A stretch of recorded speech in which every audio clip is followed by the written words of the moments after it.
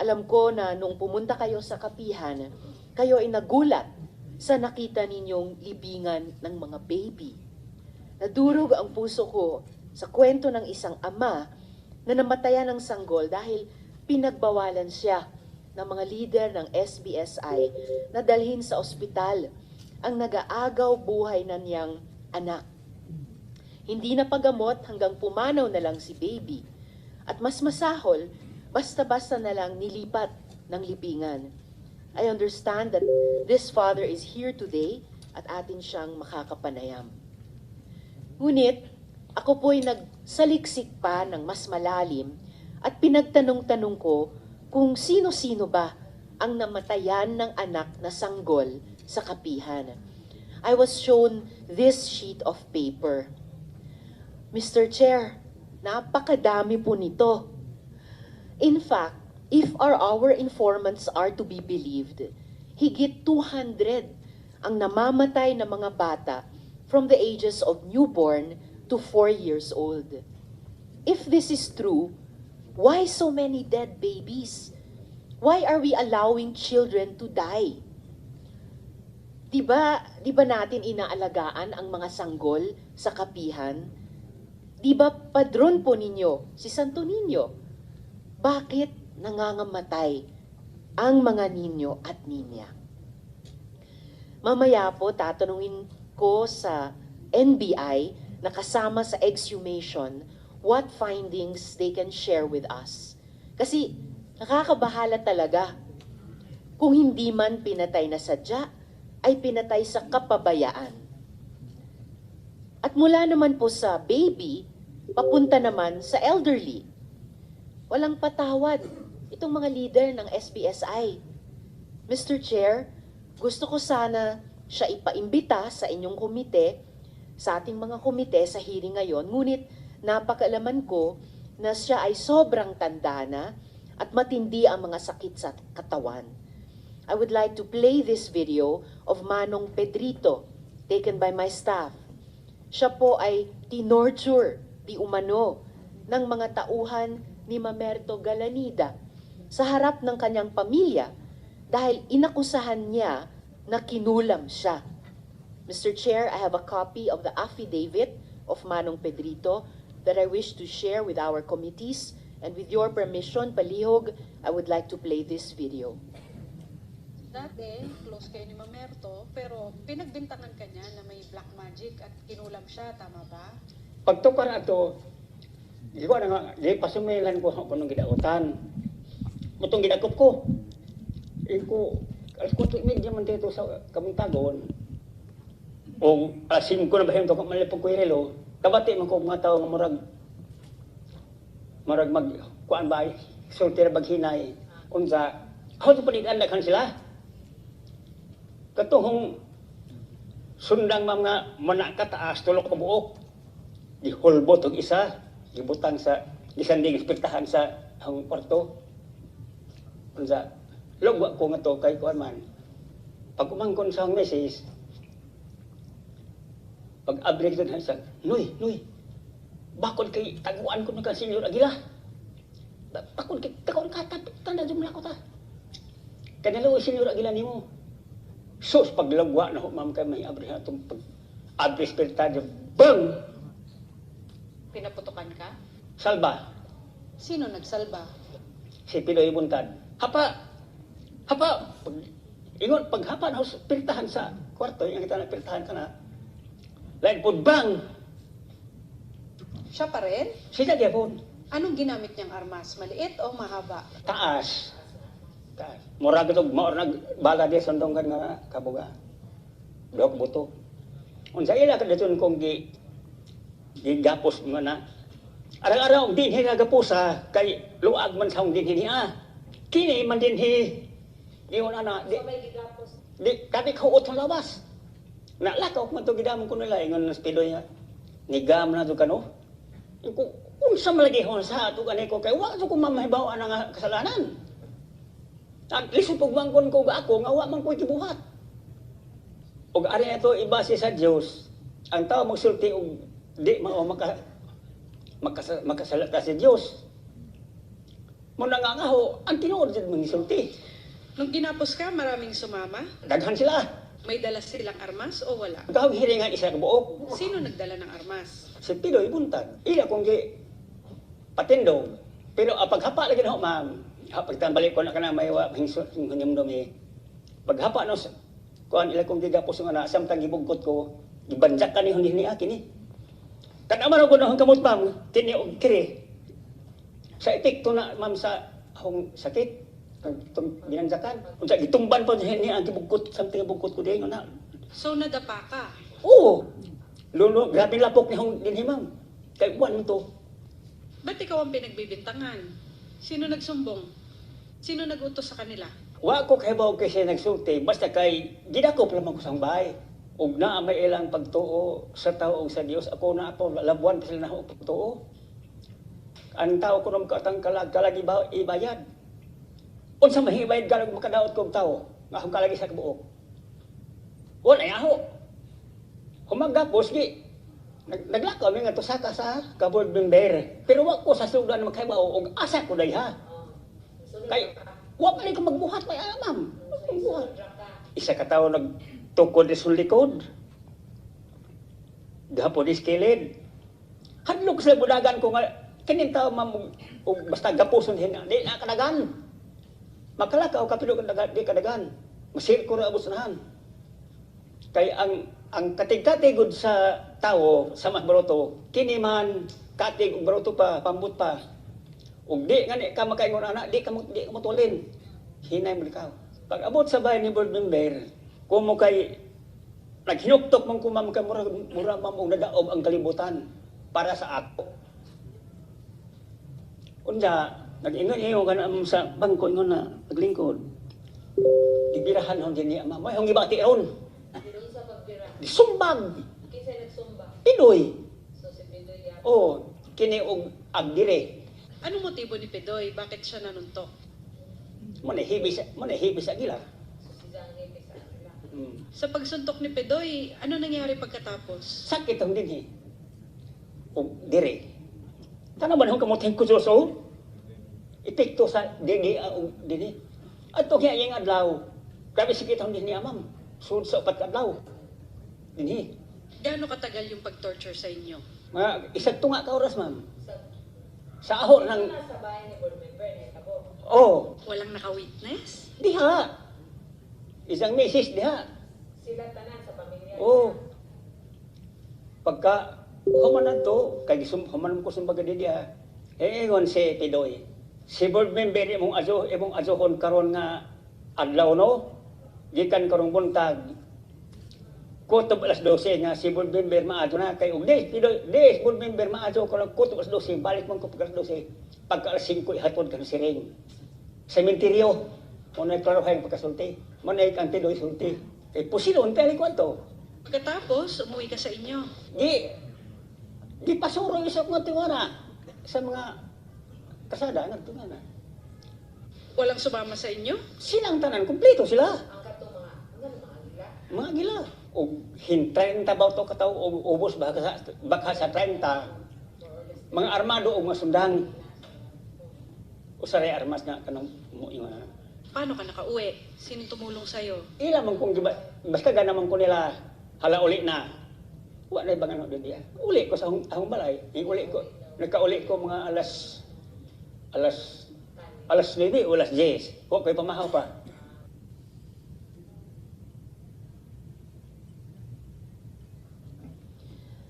Mr. Chair, si Manong Pedrito ay naka-standby po para makapag-zoom kung sakaling sa hearing po natin ay meron kayong mga tanong. At dahil po Mr. Chair, yung akin namang pong original na pakay ay i-expose ang sapilitang pagpapakasal sa mga menor de edad, clear acts of sexual violence. I wish for our committees to hear the testimony of one alias Chloe, na ikikwento kung paano siya kinulong kasama ang lalaking pinili na maging asawa niya para sila ay mapilitang magtalik.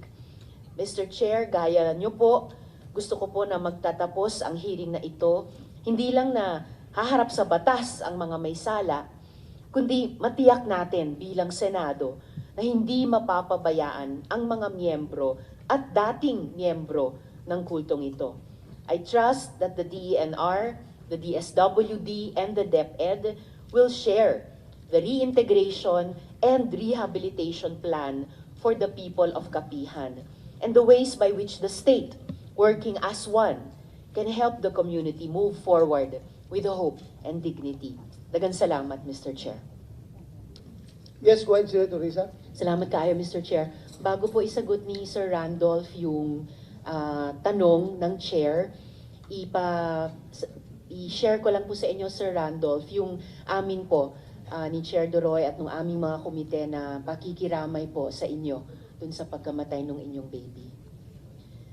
At kung, opo, Salamat po, ma'am. at kung maaring ikwento nyo na po, yung itinanong po, ano po nangyari kay baby?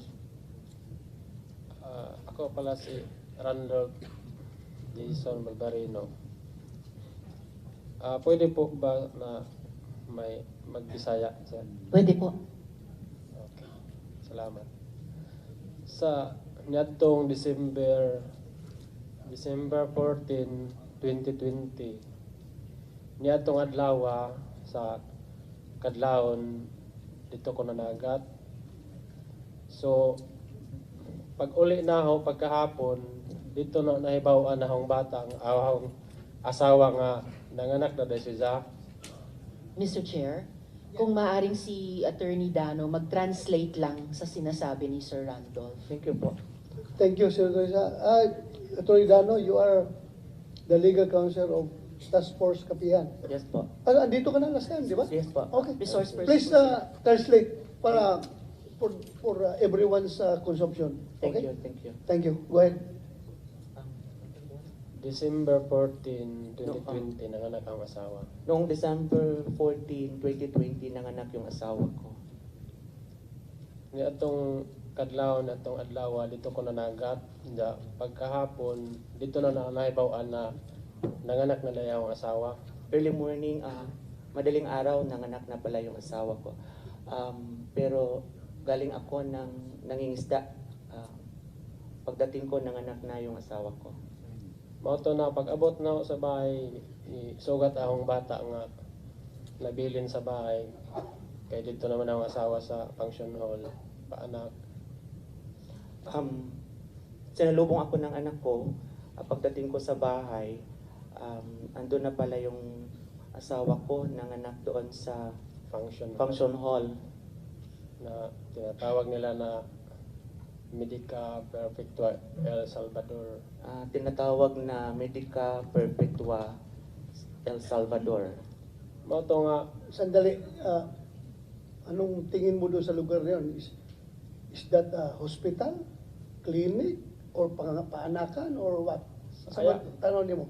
What? kuha man si sir sa pakibali na gamit o ospital, gihimo naman itong ospital sa bayanihan.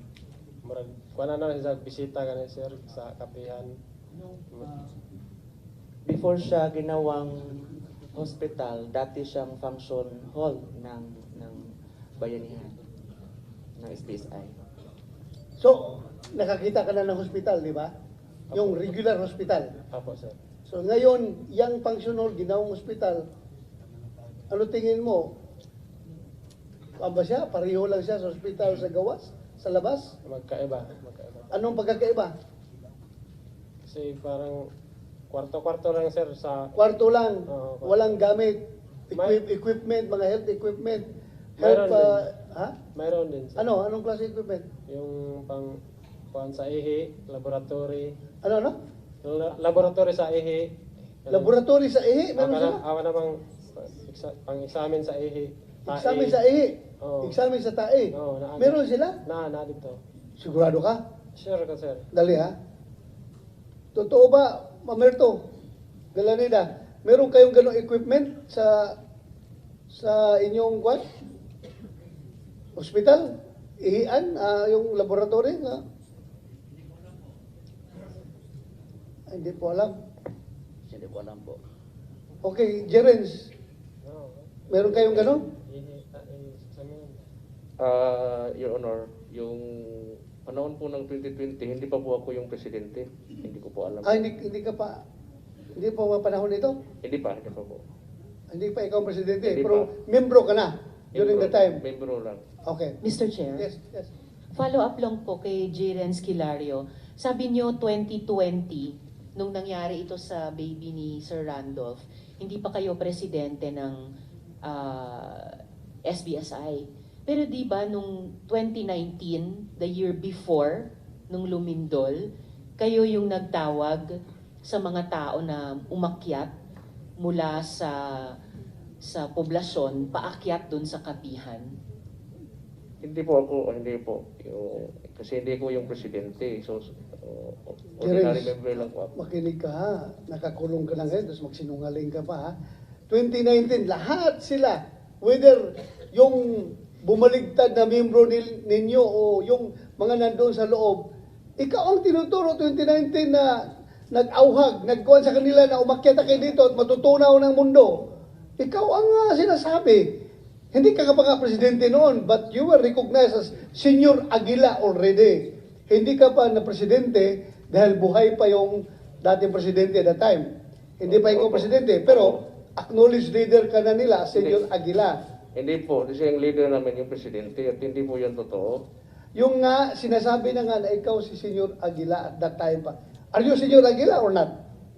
Yung senior lang po is screen name ko lang po yun. Kaya nga, sino yung screen name na yan? Ikaw o hindi?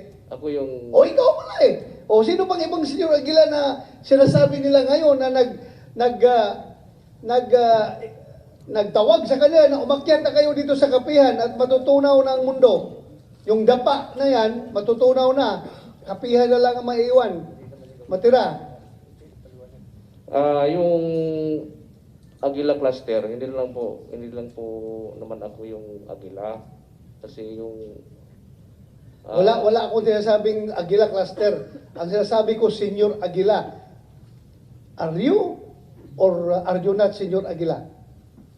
Sa screen name ko lang po, Senior Aguila. Kaya nga, ikaw si Senior Aguila, di ba? Opo. Oh, wala namang ibang tinutukoy dito, Senior Aguila, na reincarnation of the Santo Niño. Sige lang, mawala tayo dito. Yung tinawag ko lang na, yung tinawag na Senior Aguila, na yung screen name ko is 2021 ako, yung nag-register yung... 2021, 2019 ka pa sila tinatawag na Senior Aguila, kaya nga, pinaakyat mo yung mga tao sa kapihan. Hindi po yan totoo, yun. Mr. Chair, Yes, pwede sorry. natin ipa-examine yung records nung naunang hearing natin. Well, kahit na hindi Kailan? na examine, very 2019. clear. Very clear, Very opo. clear siguro Ray, sa lahat. My memory is very fresh, and if you go by all the affidavits of all our resource persons, 2019 pa, Senior Aguila na ang tawag sa kanya. But anyway, babalikan kita mamaya. Patuloy mo, Randolph Balbarino.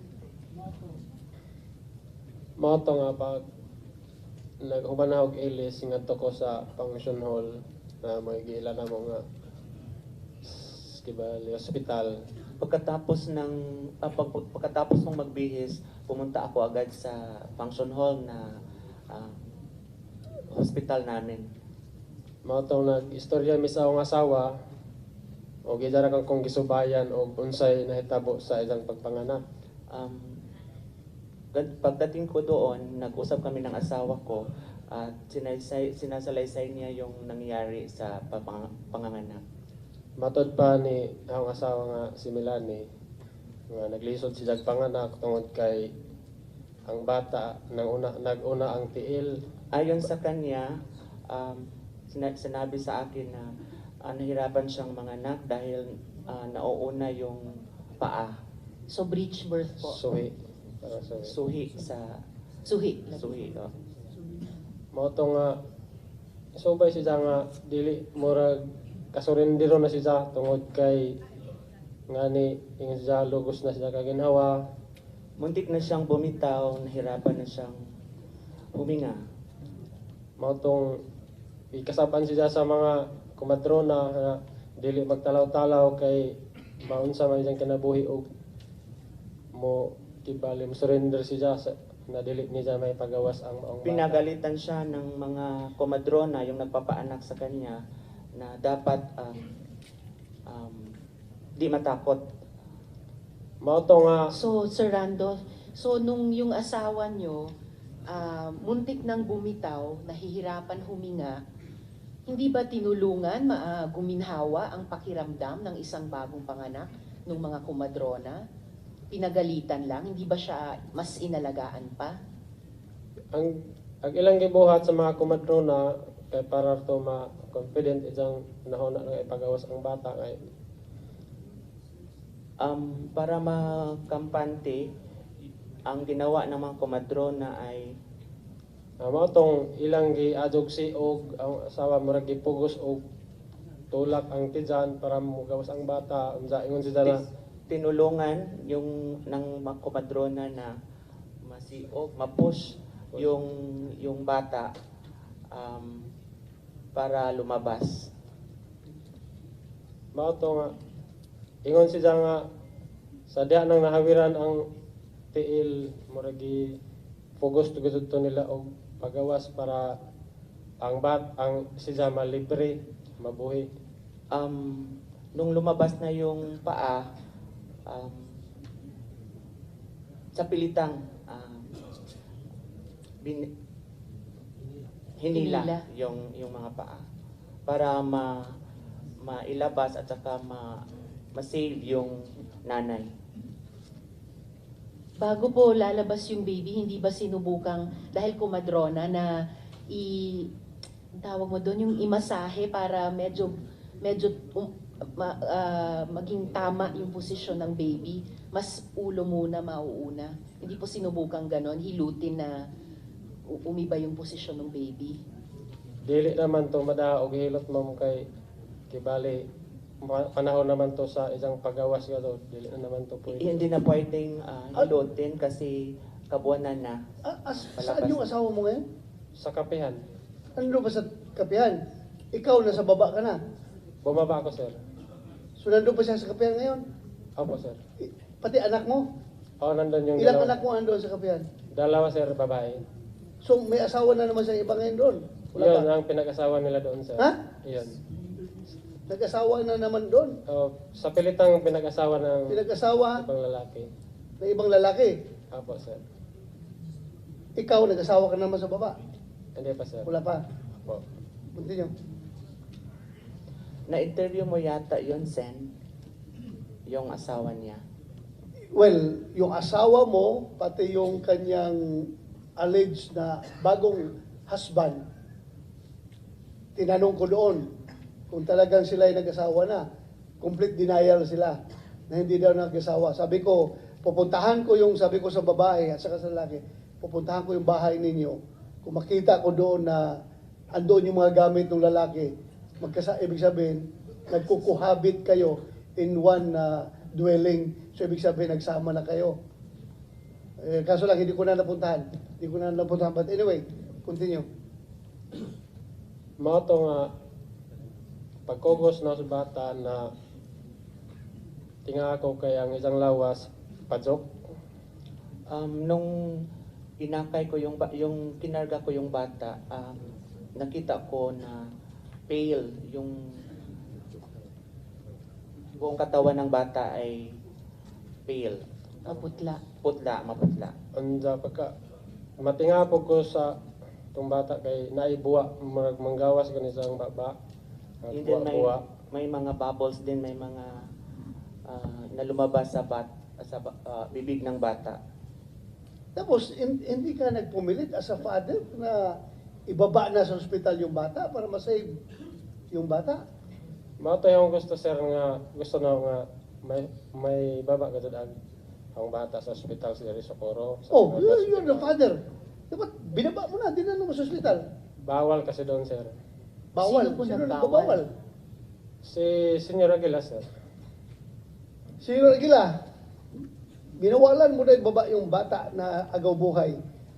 Imbis masave pa yung kung nadala sa ospital, Hindi po. binawalan mo daw. Hindi po. Hindi. Hindi.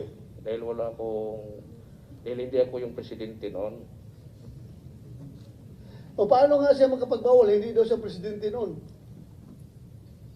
Yung mga kamadrona doon, sinabihan ko na ilabas ko ang anak ko kasi parang yung buhay niya, agaw buhay na yung bata.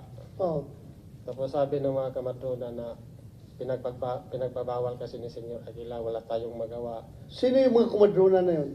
Yun si Jela Hugar, Hugar. Sino pa? si yung Kumsik, please take note para imbita natin kung meron pa tayo isang hearing. Sino pa? Virginia Mesias o si Jonah Ramirez nang nandun sa yung pagpanganak ng asawa ko. Kunin mo may mga pangalan. Ang pangalan? Jonah Ramirez? Jela Hugar, Virginia Mesias o Jonah Ramirez. Kuha mo? Sen po. Sino yung mga babae na yun? Kilala mo yun sila? Kumadrona talaga sila? Sila talaga yung nagpapaanak ng asawa ko, sir. They, hindi lang asawa mo, pati iba, sila Oo, nagpapanganak. sa lahat. Sen, ito yung mga untrained hilot. Untrained hilot. Mga dating BHW. Hindi sila kumadrona kasi sa tingin ko yung kumadrona, mga midwife, yung mga licensed midwife. Ito hindi, untrained hilot ito. Well, ako, ipinanganak ako ng kumadrona lang na wala talagang training. Kuha lang kuha lang, ako, ipinanganak ako na basta may init tubig lang, ginit lang tubig, paglabas ko, yun na, buhay na. Pero hindi sila registered midwife. Talagang kumadrona in the truest sense sa panahon natin. Iba ang kumadrona ngayon, di ba? When you say kumadrona, may training ng para midwifery, di ba? Somehow, midwifery. Not really licensed midwife. Pero, tinrain sila by, sino mag-train sila? Department of Health? O City Health Office? I think basta mga BHW sila. BHW? Okay. Saka Mr. Chair, Yes. kahit nung panahon noon, ang kumadrona, kapag nakita nilang nanganganib yung baby, Oh. hindi sila magbabawal Oh. dalhin sa health center man lang, yung totoong health That's center. the difference. Opo, Oo. lagi nangyayari. Sige, tuloy mo. Yung nagbabawal, sir, ginagamit lang nila ang pangalan ni Senyor Aguila, pero sa totoo yan, sir, yung talagang utak doon si Mamerto Galineda, Karen Sanico, Jan Zadahok at saka Rosely Sanico. Karen Sanico at Roselyn Sanico. Kasi mayroong panahon na nung nagkasakit si Mamerto Galineda, parang wala kaming gagawang meeting.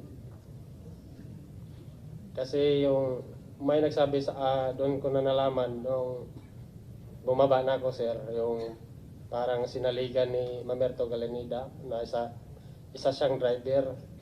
Nagsasabi siya na kaya siya bumaba kasi doon niya nalaman na ang sulat na ibigay niya kay Jerin Esquilario, yun pala ang galing ni Mamerto Galineda na sulat na yun ang i-memorize niya.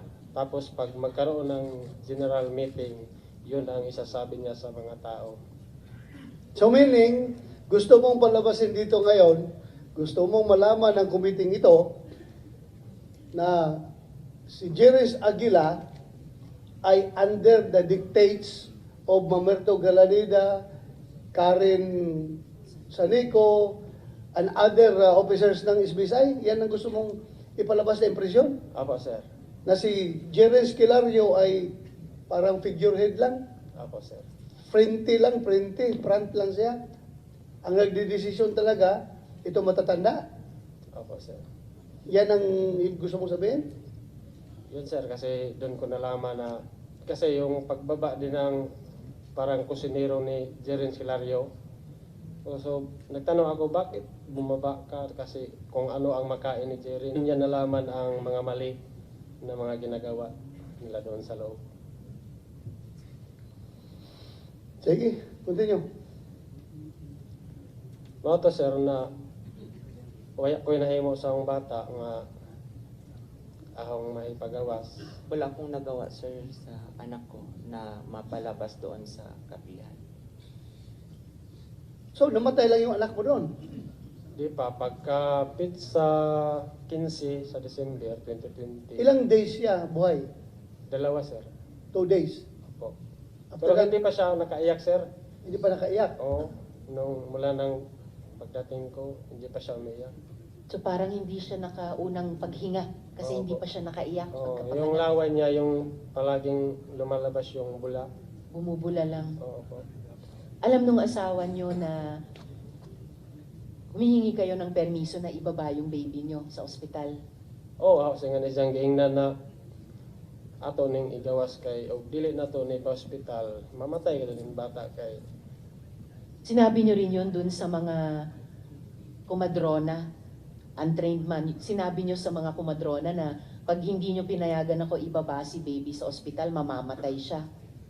Uya na naing na ang mga kumadro na kami ra kibalis ang asawa nagka kuan istoryahay kay bawal malay ko nung gibawalan malay. Hindi ko na sinabi sa kumadron na kami na lang mag-asawa ang nag-uusap na dapat na ibaba natin yung bata. Doon na, dito na ni Jagis sulti na waya ba kalay kuno koy salig ni Senyor Aguila nga ni ana nga atong Doon niya sinabi sa akin na wala ba tayong tiwala kay Senyor Aguila. Sinabi nung asawa, asawa nyo. Oo po. Okay, tas paano na si baby? Yes, Mr. Chair. Meron kang sinabi sa akin na nag-perform ng IA, I don't know, IE or ano yung, I'm Internal not familiar, examination, Mr. Chair. Di ba na? Internal examination po. Internal, Kung OB IE, gynecology. opo. internal examination, si Senyor Aguila doon sa asawa mo. Is that true? Oh, kisubay po na sa akong asawa nga kay si Senyor Aguila nagdoktor sama po na namo kailangan dito nga doktor. Ah. Sinabi din mo yun ang paanak po diba? Sinabi ng asawa ko yon na inai siya at kasi si Senyor Aguila ay isa din siyang kinikilala naming doktor doon. Pero si Senyor Aguila ba ang obstetrician gynecologist ng asawa nyo? Kuan sa ma'am kanang in case na murag maglisod na ang magmanganak, anak na siya. Pag nahirapan na ma'am, pumunta na siya. Kasi siya ang kinakilala namin ng Panginoon.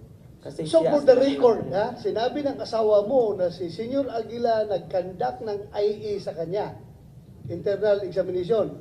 Opo, sir. Meaning, yung kamay ni Senyor Aguila, ipinasok doon sa ari ng asawa mo para malaman kung ano ang distance ng ulo ng bata or part of the body of the infant sa loob para malaman yung distance, ganun. Yan ang purpose ng IE, di ba? Oh. So siya mismo gumawa. Oh, yung nga siya nauwaw ko na siya. Nauwaw siya. Nauwaw. Sino nauwaw? Yung asawa mo? Yung asawa ko. Nahiya yung asawa mo. Jerins, totoo yan na ikaw nag-conduct ng IE. Kasi ikaw ang doktor doon. Hindi kasi hindi po ako marunong eh. Wala akong alam yan. Sinasabi niya. Mr. Chair, J. Renz Kilario, yung asawa po ni Sir Randolph, nasa inyo pa, nasa kapihan pa. Sinasabi nyo na nagsinungaling siya? Mas mabuti tanungin natin yung asawa niya Grabe, para Mr. malaman Chair. yung totoo. Palala ng palala, Mr. Chair. Yung ganyang kapag napatunayan yan, yung ganyang pagpasok ng bahagi ng katawan sa bahagi ng katawan ng ibang tao na walang pagpapayag, sako pa yan ng iba pang batas, Mr. Chair. Bukod pa po sa iniimbestiga na nating marami. Hindi, I don't know kung matcha-charge siya ng medical malpractice. Hindi naman siya Baka higit medical pa doon, practitioner. Mr. Chair. Hindi naman siya medical practitioner. I-check ninyo. Hindi siya medical practitioner, so he cannot be charged with medical malpractice. Opo, At Mr. authorized Chair. practice. Actually, Mr. Chair, baka mas malala pa. Ha? Mas Baka malala. yung Yeah. anti-rape law, Mr. Chair. Pero Yes. hindi natin iniimbestiga yun sa ngayon, pero nakakashock yung parami ng mga natututunan natin sa mga testimonya. Sige, please continue. Mga sa December 15, pagka alas 6 sa hapon, December 15, 6 p.m., 6 o'clock in the afternoon. gipauli namin sa dito sa ospital. Nangutan ako, pwede na ba ni uli sa among bahay kay daghan na may mga nakay, nag-uot naman mi dito sa iska kwarto. Pinalabas na at tinanong ko kung pwede na kaming lumabas sa hospital namin kasi marami ng manganganak din. So, So, nahadlok po ko kay sa amo kong nasundan pagpanganak, dapoy bata na nanganak dito na napatay po. natakot ako kasi yung sinundan naming nanganak, namatay din yung bata. So Sir Randolph, hindi nag-iisa yung anak nyo noon na nanganganib na mamatay.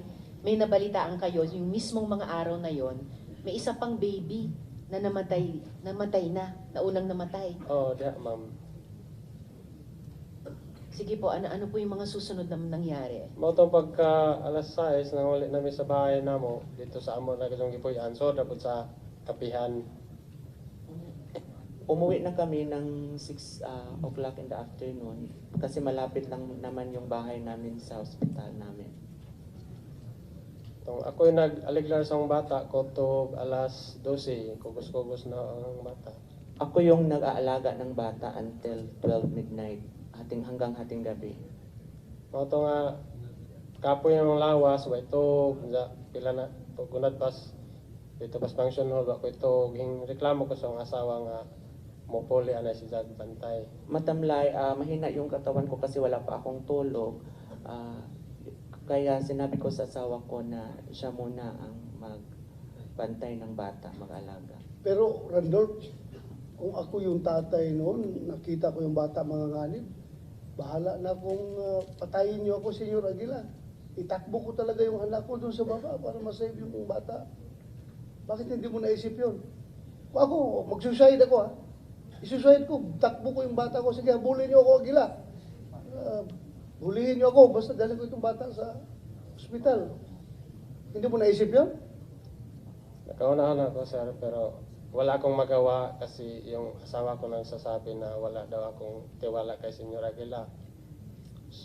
So meaning, ikaw dinidissuade or kinukumbinsi ka ng asawa mo na maniwala kay Senyor Aguila. Huwag mo nang dalhin yung bata sa ospital. Yun ang sinabi niya. Tapos, wala rin akong magagawa kasi kahit napilitin ko man na ilabas yung anak ko kasi mayroon 2 gate doon na nakabantay na mga membro ng SBSI, wala rin akong magawa. Kasi hindi ka makalabas doon pag walang authorized ni Senyor Aguila. Sayang yung buhay ng anak mo. Baka mamaya pag lumaki yun, baka naging senador pa yun. Diba? Sayang. Dapat kung akong tatay noon, suicide na ako. Bahala kayo, Aguila kayo. Bully niyo ako. But anyway, Mr. Chair, tapos na yun. Wala tayong magawa. Yes, go ahead, Senator Risa. salamat kayo, Mr. Chair. Kaya nga, Sir Randolph, nakiramay po kami ni Chair sa nangyari sa inyong pamilya. Salamat ma'am. Ay, isa pa yan. Backtrack ng konti.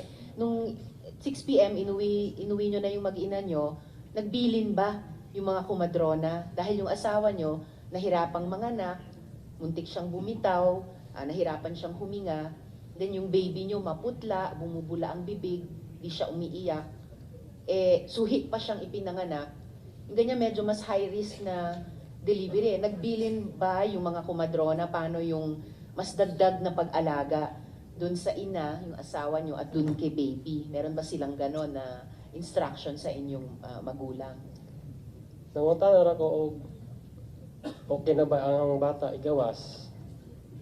Tinanong ko kung okay na ba ang bata ilabas.